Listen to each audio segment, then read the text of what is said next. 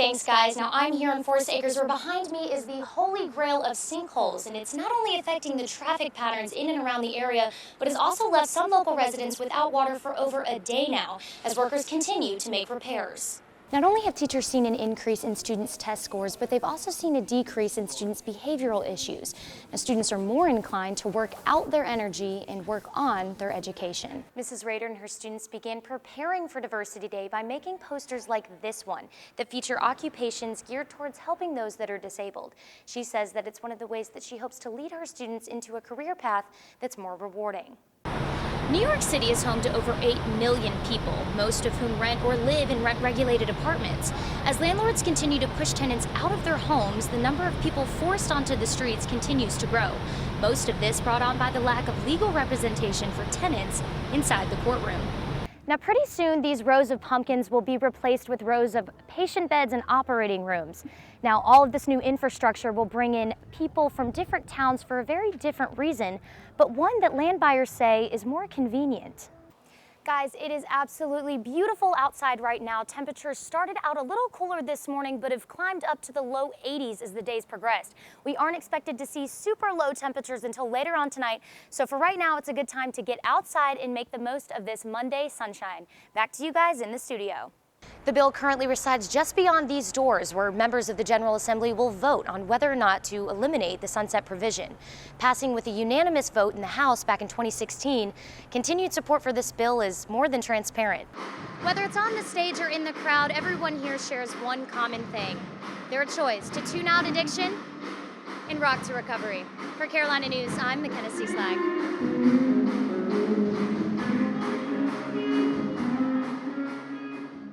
We are still looking at some rainy weather and scattered storms headed our way going on into the night, but as far as tomorrow and the rest of this week, we can expect to see some dry weather and reasonable temperatures to kick off Saturday's game and the start of November. Make sure to continue watching for your full 5-day forecast right after this break. Firefighters are often pictured running into burning buildings and rescuing pets, not in Downward Dog. Lenore Ryan University offered 4 Columbia Fire Department firefighters a chance to distress and relax through yoga. The U.S. Congress is currently in a heated debate about new gun legislation.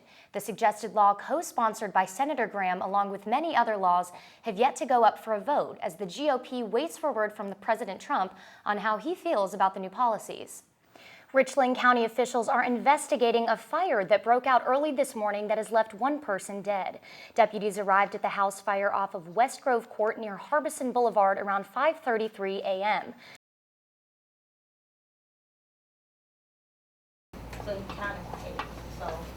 In some classrooms at Hyatt Park Elementary, you can find students bouncing, twisting, and even pedaling, all while in their normal learning environment. Like you're riding a bike. It's called action-based learning and is a non-traditional way to ensure students are fully engaged while learning. It kind of serves as a link between movement and learning to improve their academic performance, as well as helping them to retain the information. Students say the best part is that they get to learn while picking their pace. I like to swing back and forth. When I do my work, I get more interested about what I'm doing and what I'm learning. Move around the room. Not only have teachers seen an increase in students' test scores, but they've also seen a decrease in students' behavioral issues. Now, students are more inclined to work out their energy and work on their education. There are currently 4 classrooms equipped to meet the needs of kinesthetic learners. Because of the positive results, Staten says they hope to see even more in the future, as well as everything they've brought to students' education. We hope to see improved test scores. We hope to see continuous positive behavior from our students, and we also hope to see students develop a love for learning. The school claims the only negatives they've experienced are coming from the students in other classrooms that want to be a part of the action-based learning. For Carolina News, I'm McKenna Slag. City crew members have been working through the night to repair a massive sinkhole causing issues at the busy intersection of Trenholm Road and Beltline Boulevard. The enormous hole is the result of a 16-inch water line break that sits directly under a storm drain, causing officials to issue a boil water advisory and even leaving local residents without any water at all. At about 2:30 this morning, they called and said that we were under a water advisory effect, but we didn't have any water to boil, so. This isn't the first time a similar incident has occurred in the area, but city officials can assure that this isn't a temporary fix. What we do today will just work in tandem with the long-term repair that we do just for the long-term fix. Officials also stress that they are working hard to get the roads that have been compromised by the break fixed in a safe and proper manner. We're trying to get it as quickly as possible, but we have to do it in a safe manner and to make sure we do everything right.